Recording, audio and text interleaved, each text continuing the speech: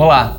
Nesse vídeo nós vamos falar sobre IPR, Interproximal Reduction, ou desgastes interproximais, né? Como a gente fala em português, que é o famoso stripping, né? O stripping que é feito com lixa, com brocas, com discos diamantados, a fim de obter espaço para a movimentação dos dentes, né?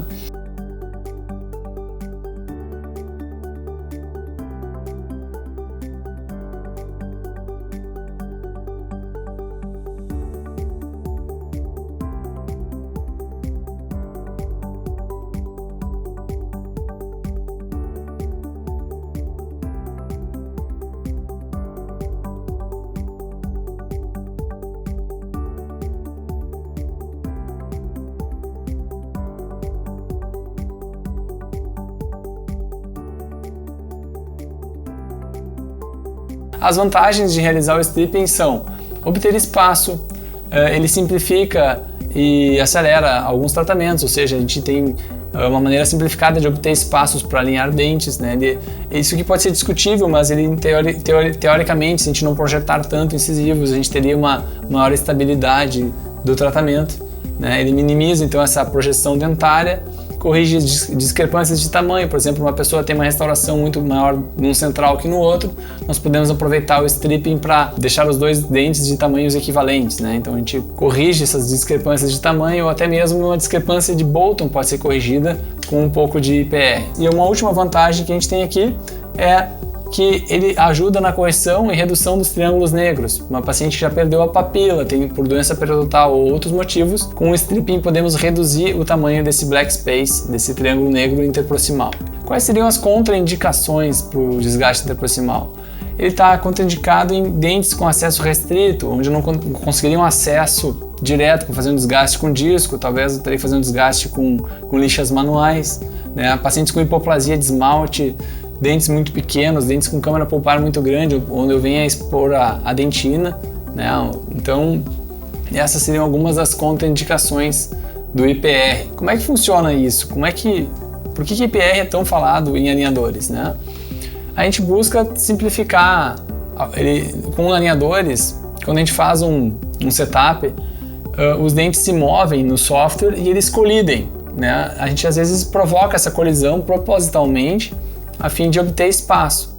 O software vai nos acusar que tem dois dentes se tocando em 0,3 mm, por exemplo, e ele vai gerar, devido a essa colisão do setup 3D, ele vai dizer que aqui tem um ponto de contato, que dois dentes estão colidindo e não vai ter espaço para eles. Então o software sugere que nessa região onde tem colisão seja feito desgastes interproximais. E é assim que funciona. Com esse relatório de contatos, de colisões que acontecem no software, a Click exporta uma guia de desgastes interproximais, ou uma guia de contatos interproximais, porque nem sempre a gente vai querer desgastar. Existem situações que a guia, que é como essa aqui que está sendo mostrada, ela representa uma colisão, mas talvez não seja necessário stripping nessa situação. Quando isso?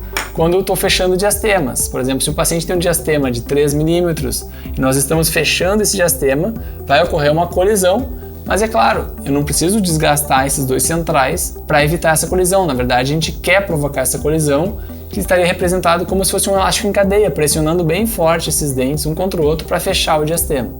Essa decisão é clínica, de onde tem que ser feita desgaste interproximal. Nós vamos olhar essa guia, que é um relatório de desgaste, ela serve como referência. Vou tentar dar um zoom aqui. Ela serve como referência de onde devo desgastar cada um dos dentes. Mas não necessariamente tenho que desgastar tudo isso que está nesse relatório. Como eu falei antes, esse é um relatório resultante da movimentação do setup. Onde dentes colidem, ele acusa que ali tem uma colisão. Ah, mas como é que eu vou saber então se eu tenho que desgastar ou não? Nós temos que olhar clinicamente. É um apinhamento? O dente está com falta de espaço para se alinhar nesse arco? Tem colisão na guia? Sim. Então a gente tem que fazer um pouco de stripping. Se a guia está mostrando ali, 0,4 mm de stripping, eu já faço 0,4 mm de stripping na primeira consulta? Não. A gente vai abrir 0,1, 0,2, vai abrir espaço suficiente para esse dente se movimentar e numa próxima consulta a gente vai reavaliar esse contato. Se o contato está muito apertado, a gente vai ali, desgasta mais um pouquinho e aí até chegar no 0,4 que estava programado lá no primeiro estágio. Ah, mas por que já não faz de 0,4? Por diversos motivos, porque talvez essa colisão que está acusando no software tenha alguma distorção da realidade. Por exemplo, qualquer scanner, quando a gente escanear e tem um pequeno espaço entre os dentes, e nesse pequeno espaço tinha saliva ou algum resto de alimento, quando ele for escanear lá na clínica de radiologia ou no próprio consultório, esse scanner não capturou bem essa parte interproximal dos dentes, o scanner vai interpretar que essa placa bacteriana que está cobrindo o dente ou esse resto alimentar é dente. Então o dente vai estar teoricamente maior do que ele realmente é. Ou seja, ele vai estar causando uma colisão no computador maior do que ele vai estar provocando de colisão clinicamente. Então, se a gente fizer exatamente esse 0,4, talvez no final dessa primeira sequência de alinhadores a gente termine com um leve diastema.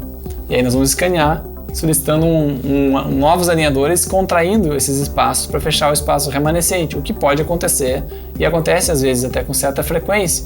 Como é que a gente controla então isso? A gente sugere que se façam esses strippings em estágios. Primeiro faz 0,1, 0,2 milímetros e depois ao longo do tratamento vai acompanhando com o fio dental esse contato oclusal e vai desgastando um pouco mais, conforme a necessidade. O dente já alinhou, já está alinhado, então não precisa mais espaço, já está na arcada. Agora o dente está desalinhado, está para trás, ele precisa de espaço ainda, está tendo contato, o passo fio dental está apertado, aí temos que fazer abertura de espaços para aí sim esse dente poder vir para o vestibular e se posicionar na arcada. Então como é que funciona? Na nossa caixa da Clique, vem dentro desse envelope essa guia de desgastes interproximais, que ela mostra aqui as colisões na arcada superior e as colisões de software na arcada inferior. E no verso dessa folha, nós temos aqui uma parte para anotações e um odontograma de controle de IPR, controle de desgaste interproximal. Aqui eu posso anotar quanto eu estou fazendo de stripping na consulta inicial. Por exemplo, na primeira linha eu boto 0,1, 0,1, 0,1, 0,1. Vamos supor que eu vou fazer 0,1 em todos os dentes na primeira consulta, vou fazer só desgaste com lixa. Ou vou desgastar com disco diamantado, e o meu disco dá um resultado de 0,2 milímetros. Então eu passo o disco entre todos os contatos interproximais e anoto aqui 0,2 nos locais que eu já fiz, para aí eu ter esse controle numa próxima consulta, 1, 2 meses depois, para saber onde mesmo eu já fiz o stripping, para a gente não ultrapassar aquele limite planejado, né? Eu não sugiro que se ultrapasse, eu particularmente não gosto de strippings e nem contatos interproximais maiores que 0,5 milímetros, né? Então eu costumo fazer 0,3, 0,2,5 por face, né? No máximo. Então vamos ver no maior zoom como é que fica. Na arcada superior, na arcada inferior ele mostra aqui 0,22, 0,21, 0,49, é um contato forte, 0,29. E na arcada inferior não está mostrando em todas as regiões, somente onde teve colisões, né? Vamos tentar dar um zoom. Ó, somente onde teve colisões ele acusa contatos, né? Às vezes a gente quer deixar um diastema para uma futura restauração, que pode ser parte do planejamento. E já aqui, vamos supor que eu vou fazer esse desgaste na distal do 22 e mesial do 45, ele está solicitando 0,49, uma colisão bem forte. Então, eu vou nessa primeira consulta desgastar, vou passar um disco ventilado aqui e vou desgastar 0,2, 0,3. Então eu desgasto, meço o quanto eu desgastei e vou lá na distal do dente 22 e anoto aqui 0,03 milímetros. Se quiser eu posso botar a data aqui em cima também, mas num próximo stripping eu vou anotar em cima dessa linha. Aí assim a gente vai controlando quanto a gente já desgastou em cada uma das consultas. Como é que funciona, né, os strippings? Quais são os materiais necessários para isso? Então o stripping pode ser feito com lixas manuais de aço inox, né, que tem diferentes gramaturas, né, granulações.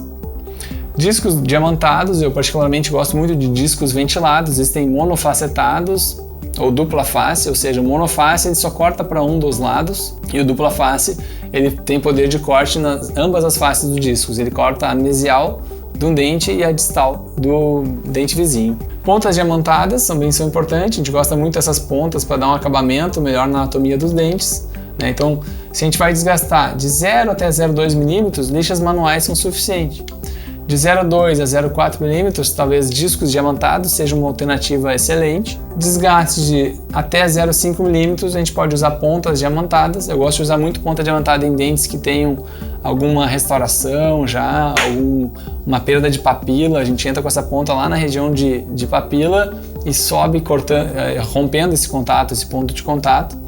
E outra ferramenta muito importante é os medidores de IPRs, IPR gauge. Com esse medidor de IPR a gente consegue mensurar o quanto de stripping já foi realizado nessa primeira consulta. Então, cada folhinha dessas aqui tem 0,1, 0,2, 0,3, 0,4, 0,5 de espessura e a gente insere ela no espaço interproximal para medir. São só algumas dicas de material, esses são discos ventilados que o paciente tem menos desconforto com os discos ventilados do que com a lixa manual, né? É uma ferramenta bacana, discos, pontas diamantadas.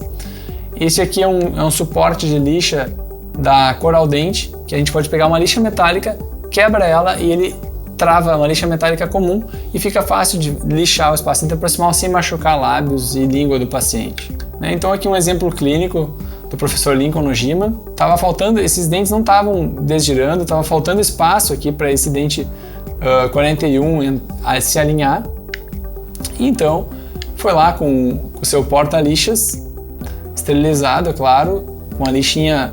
Essa lixa é fácil de trocar dentro desse porta-lixa.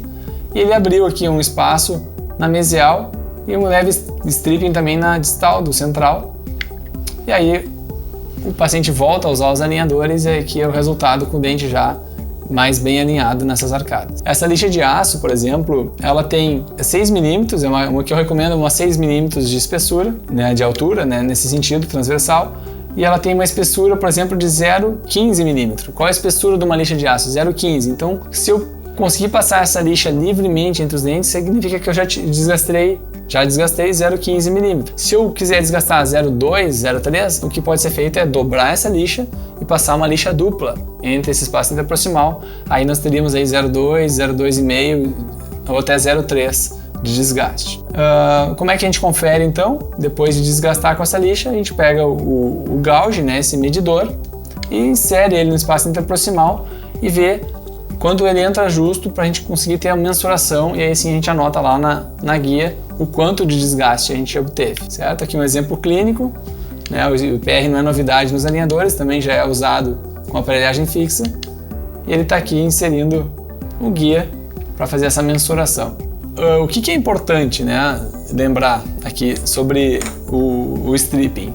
Né? Ele pode ser feito com lixas, com discos, com um instrumento de preferência profissional de cada um, mas o muito importante é que esse desgaste ele tem que romper todo o ponto de contato do dente e muitas vezes esse ponto de contato está subgengival. Então a gente tem que tomar muito cuidado para não deixar um ombro subgengival onde é feito um rompimento do contato interproximal visível, porém fica um contato subgengival que vai impedir o fechamento do diastema, né? Parece bobagem, mas isso acontece. Muitas vezes os profissionais ficam com medo de fazer desgaste porque sangra, porque ele toca na gengiva ou com medo que vai machucar o paciente. Mas a verdade é que, por exemplo, o disco diamantado, ventilado, tem que cuidar, claro, proteger língua, bochechas, afastar bem, para não ter risco de causar alguma lesão. Mas quando ele toca na gengiva, o desconforto é muito mínimo, é muito baixo mesmo. E em alguns casos é interessante passar um anestésico tópico nas gengivas antes de fazer o stripping, né?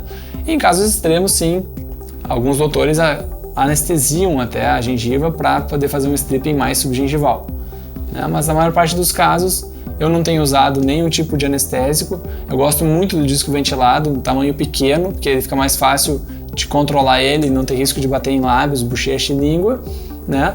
E depois de usar o disco ventilado, que causa pouco desconforto para o paciente, porque ele é muito rápido, ele não aquece, eu costumo daí usar uma lixa manual para melhorar o contorno interproximal dos dentes, porque o disco ele corta muito reto. Sempre a gente tem que fazer esse stripping olhando por oclusal, cuidando muito, causar nenhuma iatrogenia, esse risco é muito alto, né? De quem não está acostumado a usar disco, vai com calma, cuidado, porque os dentes que estão apinhados a gente não consegue entrar com esse disco, pode causar algum tipo de iatrogenia. Daí nessas situações às vezes é melhor abrir espaço com lixa manual. Se for usar o disco, eu recomendo que depois desse disco possa ser feito um recontorno desse corte com uma lixa manual metálica e depois um polimento com uma lixa de poliéster para que esse espaço interproximal fique bem liso e polido, certo? Acho que essas são as dicas que eu tinha para passar para vocês sobre IPR e o quão importante é esse procedimento para o sucesso do tratamento. Então, se no setup causou colisões, não tem espaço, tem que ser feito stripping. Se não fizer stripping, não vai ter movimento, a não ser que você não quero tratar sem stripping no meu caso, na hora que vai solicitar um pedido para Click Aligner, tem que solicitar, não desejo desgastes interproximais. Aí esse caso vai ser tratado mais com expansões e projeções para se obter espaço para um apinhamento, por exemplo. A gente daí projeta, expande, em vez de fazer stripping, que é o que é feito para não projetar tanto os dentes. Certo? Muito obrigado e até o próximo vídeo.